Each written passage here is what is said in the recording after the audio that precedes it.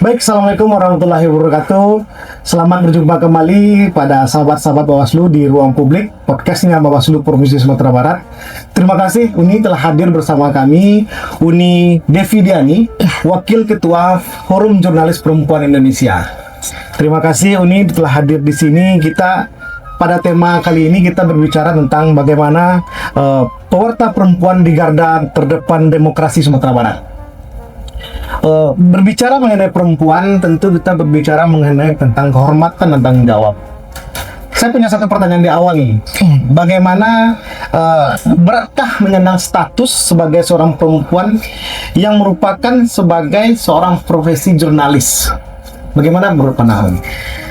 Kalau menurut Uni ya, antara berat dan tidak beratnya itu kita lihat dari dua sisi ya. Baik. Kalau sebagai perempuan menyandang profesi jurnalis itu kan adalah profesi ganda selain sebagai ibu rumah tangga. Nah, ketika itu bisa diseimbangkan antara pekerjaan jurnalistik yang tidak kenal waktu ya, bisa pagi, siang, sore, malam, dengan tugas bagi yang sudah berkeluarga adalah ibu rumah tangga, ketika itu seimbang itu tidak ada masalah ya. Malah itu suatu hal yang sangat membanggakan gitu ketika perempuan bisa berada di ruang publik dan juga di tengah keluarganya. Nah, keseimbangan entah itu memang harus dijaga bagi seorang perempuan yang bekerja di luar rumah, terutama seorang jurnalis gitu. Baik. Kenapa muncul pertanyaan ini di awal nih? Karena memang menjadi seorang perempuan itu betul apa yang disampaikan tadi, banyak hal-hal yang mungkin kita laki-laki, saya mewakili salah satu seorang laki-laki, pekerjaan-pekerjaan yang mungkin kita tidak mampu untuk mengerjakan dalam hal konteks keperempuanan, karena memang perempuan itu selain dari seorang perempuan juga seorang ibu dan lain hal sebagainya. Jadi kenapa saya muncul pertanyaan itu, karena memang ketika Uni menjadi seorang perempuan, menjadi juga seorang jurnalis. Apalagi sekarang Uni adalah sebagai wakil ketua ya Uni di Forum Jurnalis Perempuan Indonesia. Itulah mungkin pertanyaan di awal saya. Benar. Baik, kali ini kita mungkin selain berbicara perempuan, kita juga berusaha menginkronkan dengan bagaimana perempuan itu dengan demokrasi yang ada di Sumatera Barat. Baik nih, terkait dengan Forum Jurnalis Perempuan Indonesia ini, mungkin sahabat-sahabat Bawaslu di rumah ada yang mungkin tidak mengetahui apa itu Forum Jurnalis Perempuan Indonesia. Secara sederhana, bagaimana sih ini sejarah singkat dan juga perbedaan dengan organisasi-organisasi perwarta lainnya di Sumatera Barat? Silakan. Baik, jadi Forum Jurnalis Perempuan ini memang anggotanya adalah perempuan dan didirikan pada 22 Desember tahun 2007. Kantor pusatnya itu awalnya di Medan. Jadi kita berdirinya itu di Medan. Terus dideklarasikan pengukuhannya pada 2018. Nah, bedanya dengan organisasi lain, semuanya itu adalah jurnalis. Betul. Baik PWI, AJI, Aliansi Jurnalis, TV, ada lagi Media Cyber. Semuanya mereka adalah jurnalis. Cuma bedanya dan mereka organisasi yang setara. Kita sama-sama organisasi yang independen. Betul. Nah, bedanya kalau FJPI ya fokus pada perempuan, semua anggota perempuan, dan tujuan mereka juga untuk pemberdayaan perempuan, perlindungan perempuan, karena seperti yang dikatakan tadi itu di lapangan banyak dalam bekerja banyak tantangan dan rintangan yang harus dihadapi. Nah, kadang-kadang karena perempuan di antara lelaki, nah perlindungan terhadap itulah gitu kan, terhadap harkat dan martabatnya. Nah, kami jurnalis perempuan memberikan perlindungan karena banyak kasus yang ternyata melecehkan perempuan gitu kan. Nah, pelecehan itu sekarang juga nggak terjadi ketika bertemu, malah di ruang internet apa namanya itu KBGU gitu ya, pesan berbasis online juga terjadi gitu. Betul. Nah, jadi FJPI berada di situ melindungi anggota-anggotanya, memberikan edukasi, pemberdayaan kepada jurnalis-jurnalis perempuan itu agar mereka mempunyai kepercayaan diri yang tinggi, tangguh, dan melindungi dirinya sendiri juga. Gitu. Baik nih, untuk itu kalau kita menarik pada sejarah, kita di Sumatera Barat ini sama-sama setuju mungkin banyak tokoh yang lahir di Sumatera Barat. Salah satunya itu adalah Rohana Kudus. Rohana Kudus adalah salah satu perempuan hebat pertama yang mendeklarasikan dirinya sebagai seorang jurnalis, wartawan, pewarta. Ya, perempuan pertama di Hindia Belanda sebelum NKRI menjadi perempuan Minang yang merupakan seorang tokoh di Sumatera Barat ini. Bagaimana semangat Rohana Kudus itu ada dalam FJPI itu? Iya benar. Jadi Rohana Kudus adalah jurnalis pertama di Indonesia gitu lah. Jadi nggak cuma di Sumatera Barat gitu kan. Nah, beliau itu concernnya nggak cuma sebagai jurnalis. Beliau juga mendidik kaum perempuan. Itulah adanya kerajinan Amai Setia ya. Sampai sekarang Yayasan Amai Setia ada. Itu dipimpin oleh keturunannya Rohana Kudus gitu.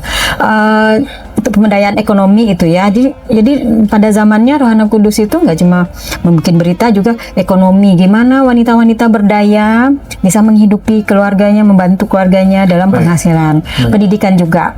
Nah, bagi FJPI, spirit perjuangan Rohana Kudus itu menjadi spirit bagi FJPI dalam melindungi anggotanya. Itu tadi seperti saya bilang tadi itu kan, untuk dalam pemberdayaan, perlindungan, dan mengedukasi jurnalis-jurnalis perempuan agar mereka berdaya dan terlindungi harkat martabatnya di lapangan. Betul. Gitu. Baik, itu terkait dengan semangat dari Rohana Kudus. Ya. Kalau kita tarik lebih dalam terkait dengan demokrasi, demokrasi itu sendiri adalah kepercayaan publik merupakan nyawanya demokrasi. Terkait dengan kepercayaan lahir dari keterbukaan. Mungkin dengan demikian demokrasi juga menjadi konsensus bagi kita bersama. Pertanyaan kami, kehadiran FJPI hadir di tengah-tengah publik demokrasi ini, gimana bisa tercapai atau terciptanya demokrasi itu sesuai dengan apa yang dicita-citakan oleh FJPI?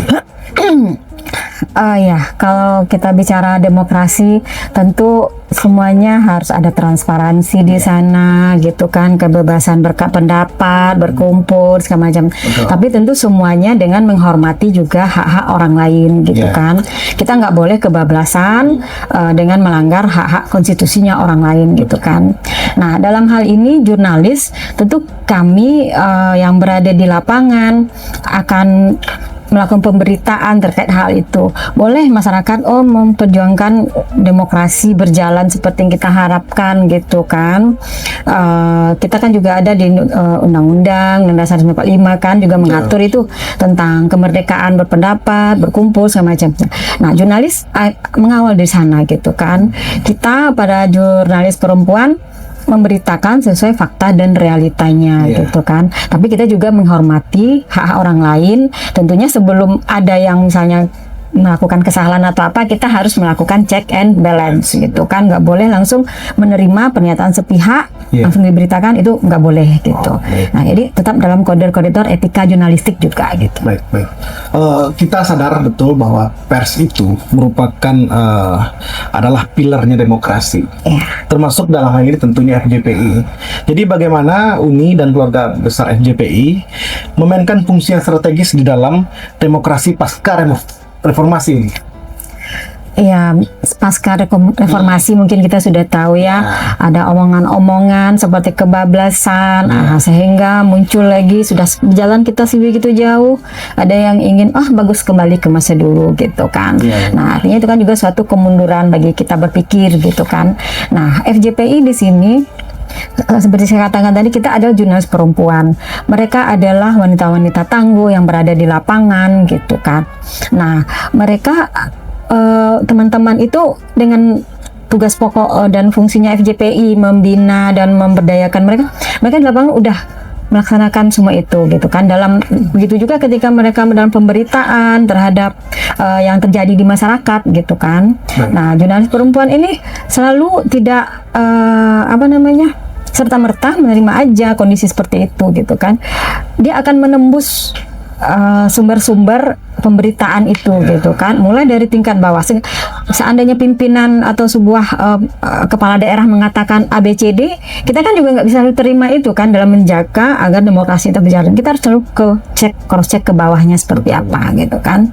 Jadi tidak selalu omongan orang itu bisa langsung kita beritakan, gitu kan. Jadi jurnalis perempuan ya mengawal itu semua gitu kan, berada di depan. Baik nih, terkait jurnalis ini kita mengenal ada yang namanya Rahana Kudus, Iya. Andi Idrus, SK Trimurti. Dalam kondisi demokrasi saat ini nih, kita tidak luput dari adanya yang namanya politik uang. Betul. Karena politik uang ini mungkin sudah menjadi sesuatu hal yang mungkin dilarang dan diatur dalam undang-undang atau regulasi pemilu itu sendiri. Terkait dengan perbaikan ini dari pemilu ke pemilu sampai titik ini, bagaimana jurnalis perempuan sebagai alat perjuangan dari masa dalam meniadakan politik uang ini. Jadi bagaimana cara JPI agar politik uang ini minimal itu tidak habis tapi bisa diminimalisir. Dan terus apabila telah apa langkah-langkah kira-kira yang akan dilakukan JPI untuk itu? Wah, berat juga nih pertanyaannya. Iya, dua. Iya.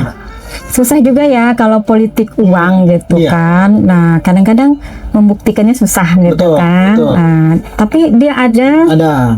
seperti apa kita mendefinisikannya itu? Kalau saya biasanya mendefinisikan seperti kentut aja. Iya. Iya, maaf kata ya, seperti kentut gitu ya. Benar-benar. Iya, betul. Dia ada prakteknya Ada, ya. betul. Nah, tapi susah untuk pembuktiannya. Betul. Nah, memang kalau Uni mewakili juga FJPI gitu kan, dalam setiap pemilu kita kan turun ke lapangan. Betul. Ada yang teman-teman itu tergabung dalam Mapilu kan, Betul. masyarakat peduli pemantau pemilu gitu Iya. kan.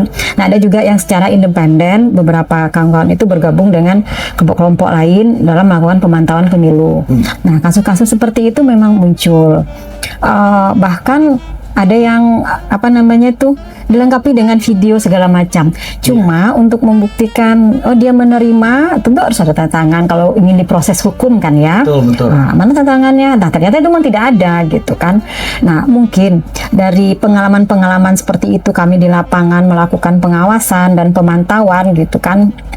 Edukasi kepada masyarakat ini memang paling penting gitu kan. Betul. Karena mereka mungkin selama ini sudah terframing untuk pragmatis. Betul. Hari ini dikasih mukena atau apa, terus amplop sedikit gitu kan. Ya. Nah, mereka udah merasa puas. Padahal mereka mempertaruhkan 5 tahun ke depan kan Betul. gitu kan.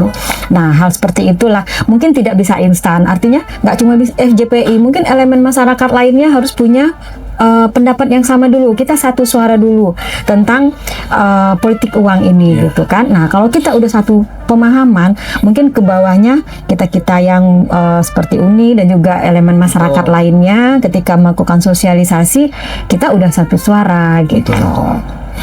Itu memang politik uang itu memang sejauh ini memang masih ada dan terus Ada. berjalan. Memang butuh beberapa proses atau tahapan-tahapan untuk tidak mengurangi, tidak hilang, minimal kita mengurangi. Iya, bertahap. Bertahap, Gitu. terus berlanjut. Iya. Proses ini akan terus berlanjut. Jadi selain dari politik uang yang kita lakukan secara berkala dan berlanjut itu untuk memberantasnya, kita juga menyinkronkan dengan jumlah pemilih. Iya. Perempuan itu relatif lebih banyak daripada pemilih Betul. laki-laki. Jadi terkait dengan politik uang itu bagaimana sih MJPI sebagai Forum Jurnalis Perempuan Indonesia yang notabene perempuan dengan Bawaslu bersinergi dalam memastikan kepada pemilih terkait dengan hak-hak politik dan juga hal yang mestinya mereka ketahui terkait dengan menolak politik uang itu sendiri. Jadi bagaimana sinergi antara FJPI dan juga Bawaslu terkait dengan memberantas politik uang ini? Wah, ini suatu yang gimana ya? Iya. Sinergi FJPI dan Bawaslu. dengan Bawaslu. Betul. Tentu itu suatu yang membanggakan bagi Uni di FJPI. Nah, tentu Bawaslu juga punya jejaring yang lain dengan lembaga-lembaga lainnya juga gitu Betul. kan. Nah, khusus dengan FJPI ini adalah salah satu contohnya ya yang kita lakukan sekarang ini didengar oleh masyarakat. Mereka kan jadi tahu, oh ternyata politik uang itu hanya saat itu ya mereka dapatkan itu paling cuma ketika mereka beli nasi bungkus selesai Betul. sudah gitu Betul. kan. Iya. Sementara keberlanjutan negara ini masih akan berlanjut, akan diwariskan lagi kepada anak cucu kita gitu kan. Artinya kita kan ikut dalam tanda petik ya kalau bahasanya menjerumuskan generasi kita yang akan datang dengan perilaku kita hari ini Betul, gitu. Nah, makanya mungkin edukasi-edukasi yang kita lakukan mungkin memang perlahan-lahan ya, karena politik uang ini kalau disejarahkan mungkin di zaman-zaman berapa periode yang lama gitu kan. Nah, kita ini tidak mungkin bisa langsung habis gitu kan. Nah, setelah generasi kita ada lagi generasi di bawahnya, ada lagi yang Gen Z, Gen Alpha gitu kan. Nah, mereka mungkin belum akan terlibat, tetapi praktik-praktik seperti itu dalam hal-hal yang kecil, nah itu yang harus kita bangun karakter dan mentalnya dari sekarang gitu. Baik. Selain dari politik uang, mungkin di pemilu itu nih kita mengenal lagi yang namanya isunya hoax. Benar. Terkait dengan hoax dan jurnalis itu adalah suatu hal yang akan selalu ada. Bagaimana dari dan lebih cepat berkembang hoax ini dari klarifikasinya sendiri.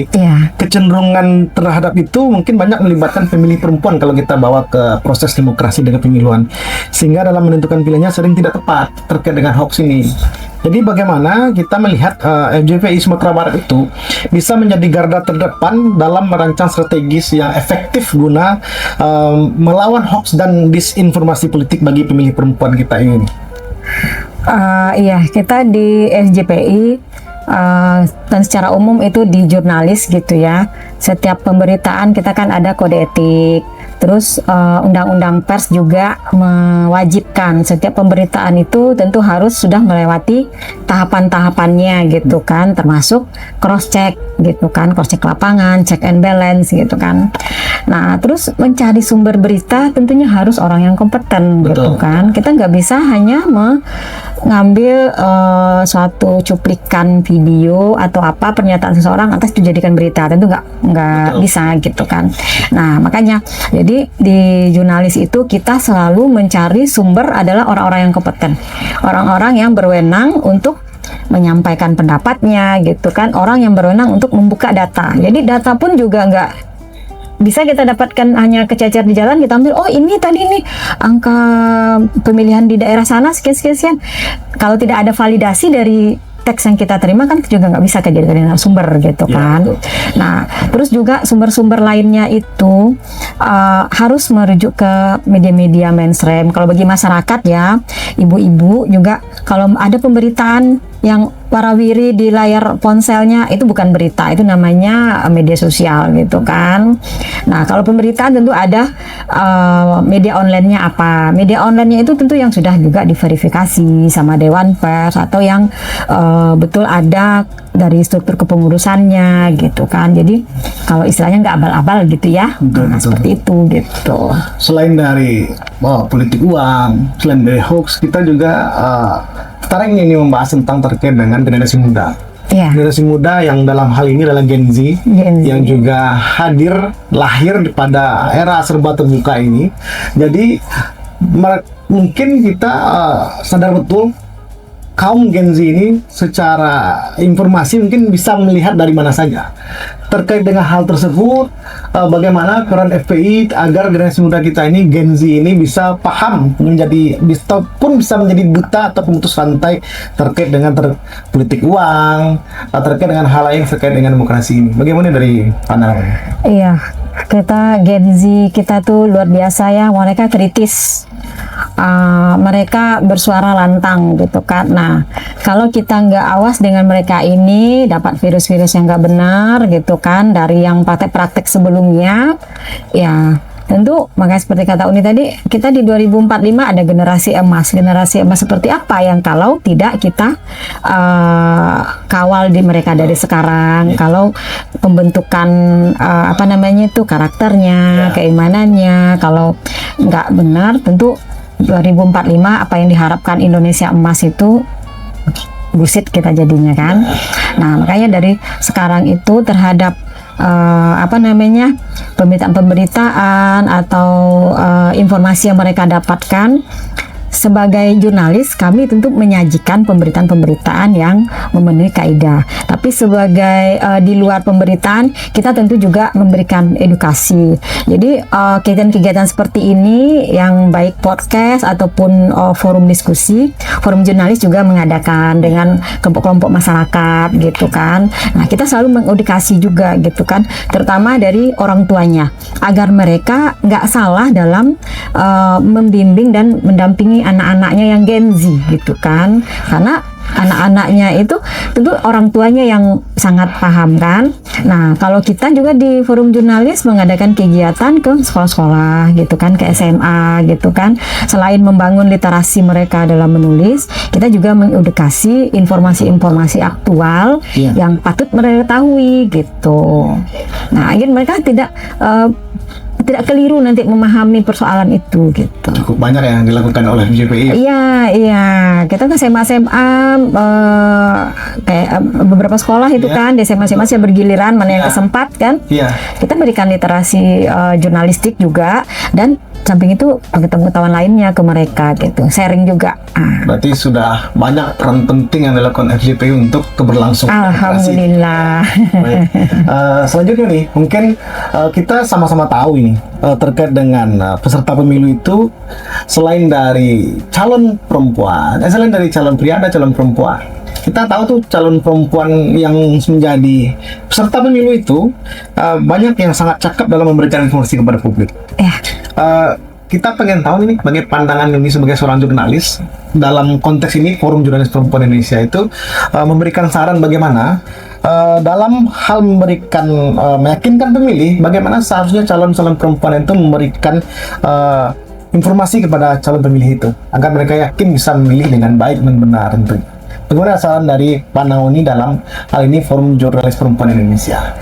Iya, dari pemilu yang kemarin ya, kita lihat nama-namanya, track recordnya, mereka orang-orang yang kapabel di bidangnya gitu kan. Ada yang dokter juga kan, ada yang aktivis, ya pokoknya mereka adalah orang-orang yang kapabel lah gitu kan.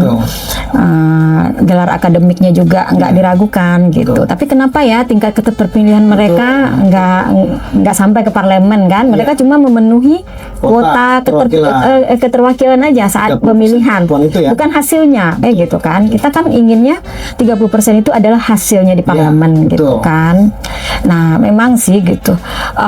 Jadi permasalahannya dah berkait dengan tadi itu gitu kan. Misalnya politik uang. Nah, kalau perempuan kan memang mungkin agak hitung-hitungan juga ya seperti itu gitu. Nah, tapi kalau mereka untuk dalam hal berpikir, dalam hal melahirkan pendapatnya, nah nyaris keputusan-keputusan yang dilahirkan anggota dewan itu adalah keterlibatannya perempuan kan. Nah, seharusnya memang ada keterwakilan mereka yang dominan di sana gitu kan. Nah, itulah tantangan kita sampai hari ini. Kuota 30% itu hanya baru sebatas untuk masuk didaftarkan ya kan, tapi tidak sampai ke terpilih. Nah, itu memang tantangan bagi jurnalis perempuan juga yang isinya adalah para perempuan, dan juga untuk masyarakat yang masyarakat lainnya gitu kan, yang mereka punya kesempatan untuk di parlemen tapi tidak sampai kakinya ke sana. Nah, persoalan utama itu seperti tadi yang dibilangin itu politik uang. Nah, itu sangat kalau bisa itu yang paling utama kita sosialisasikan, walaupun tidak akan langsung habis gitu kan, karena perempuan yang maju dalam caleg itu mereka orang-orang nggak cuma ibu rumah tangga, mereka juga berkarir di luar gitu kan, mereka bagus. Iya, kalau berita tentang itu gitu. Memang kalau dilihat dari jumlah DPT yang ada di Sumatera Barat khususnya ini nih, memang jumlah pemilih perempuan itu seharusnya tuh lebih dari 2.070.000 lebih kurang pemilih di Sumatera Barat. Tapi kalau kita lihat dari 65 jumlah anggota dewan, memang masih lebih kurang 10 orang dari jumlah anggota DPRD tersebut. Jadi memang mungkin perlu lagi nih lebih giat kaum perempuan dalam menyuarakan hak-haknya atau menyampaikan keterwakilan perempuan di DPR ini ya. Kalau ini juga salah satunya ya. Ketika hari pemilihan itu mereka datang semua nggak gitu. kita kan ragu juga nih, kadang kan anaknya mau ini tuh ya kan, dia udah datang aja belakangan gitu kan, nanti udah jam 1 orang nggak bisa lagi, ya udahlah pulanglah. Jadi banyak beberapa sebagian perempuan itu ya, ini belum ada penelitian ya, Betul. tapi beberapa yang Uni lihat gitu, mereka ketika nggak mencoblos itu nggak merasa bersalah gitu kan, iya biasa aja. Ketika nggak sempat menggunakan hak pilihnya, mereka biasa aja gitu. Nah itu salah satunya, nggak apa-apa gitu. Iya nggak apa-apa gitu kan, nggak memilih juga nggak apa-apa gitu. Karena merasa itu cuma hak mereka ya, mereka berikan. Boleh. Iya gitu. Rasa tanggung jawab terhadap ini adalah hal yang akan menentukan nasib negeri ini. Nasib negeri ini. Jadi maunya mereka juga semangat untuk datang ke TPS itu gitu kan. Jadi nggak hanya ketika kampanye mereka meluangkan waktu untuk calon A, calon B, calon C gitu kan. Tapi di hari H, nah itu mungkin juga perlu kita evaluasi gitu kan, tingkat kehadiran mereka ke TPS kaum perempuan ini terutama gitu kan. Ya mungkin sudah tidak terasa di ujung pertemuan kita nih. Satu pertanyaan pamungkas ini mungkin terkait dengan demokrasi kita ini nih, terkait dengan bingkai pencegahan, penindakan setiap proses pelanggaran itu mungkin masih ada pada setiap proses baik pemilu maupun terhadap pemilihan kepala daerah.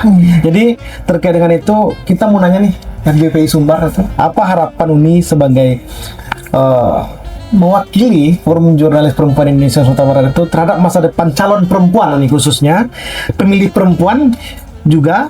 Jadi ada dua nih, calon perempuan dan juga pemilih perempuan di alam demokrasi Provinsi Sumatera Barat. Jadi bagaimana nih harapan ini sebagai Forum Jurnalis Perempuan terkait dengan itu tadi, calon perempuan dan juga pemilih perempuan?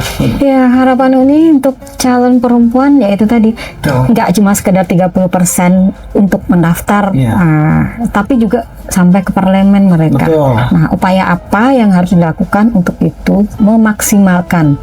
Kalau organisasi yang menggembleng para perempuan ini cukup banyak. Mereka hampir ada aja.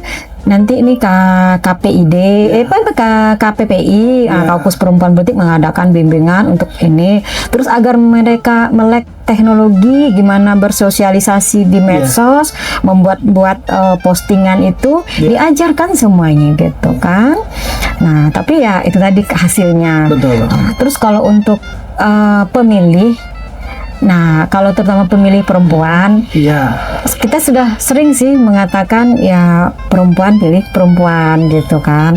Tetapi tentu itu hanya imbauan ya gitu kan, karena setiap mereka pasti punya juga keluarganya ternyata ada laki-laki, itu kita nggak bisa gitu. Tapi ya begitulah, ketika menentukan pilihan, pertimbangkan gitu kan keterwakilan kita perempuan, karena apa, setiap keputusan yang dilahirkan di parlemen itu keterlibatan perempuan itu paling utama, karena mereka yang akan menjalani banyak gitu kan. Terus jadi juga pemilih-pemilih itu ya pilihlah mereka yang betul-betul, mungkin mereka tidak membawa uang, tapi mereka membawa perubahan untuk hidup yang lebih baik di masa depan.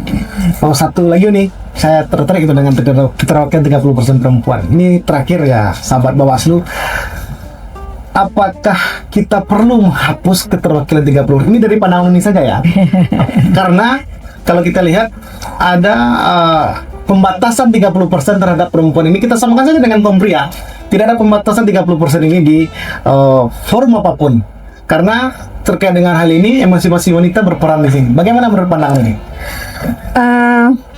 Ini pandangan pribadi ya. Iya, betul. Kalau tidak seperti itu, kalau semua partai punya persepsi yang sama, oke, gitu kan. Tapi kan sebagian mungkin juga tidak ikhlas memberikan kesempatan untuk mendaftar, misalnya 50-50 lah, 50-50 gitu kan. Enggak ikhlas juga ngasihin gitu kan, terutama yang bagi kadernya banyak gitu kan. Nah, bagi kadernya sedikit memang untuk menjadi 30% ini susah mereka nyari-nyari kemana-mana ini untuk mencapai ini gitu.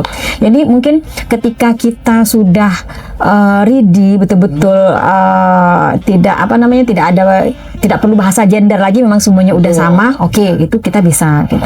Tapi untuk saat sekarang dengan kondisi yang Uni lihat di kemarin, untuk mencari untuk 30% cari perempuan Susah, itu masih susah gitu kan. Iya.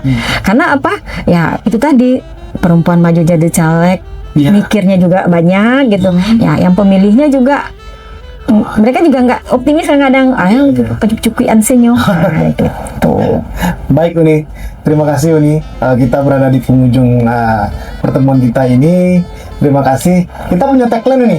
Oh iya. Kita tapi FJP punya tagline juga nggak? Kalau kita di tagline ini aja. Oh, tagline bersama aja. rakyat awasi pemilu, bersama Bawaslu tegakkan keadilan pemilu. Kita sama-sama ya Uni. Oke.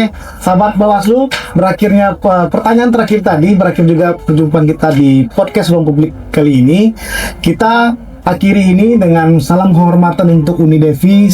Terima kasih sudah hadir. Suatu kebanggaan bagi kami Uni sudah hadir di Ruang Publik podcastnya Bawaslu Sumatera Barat. Terakhir ini kita mohon sama-sama bacakan tagline-nya. Kita punya salam ini seperti ini. Salam bersama rakyat awasi pemilu, bersama Bawaslu tegakkan keadilan pemilu. Assalamualaikum warahmatullahi wabarakatuh. Uni, terima kasih Uni.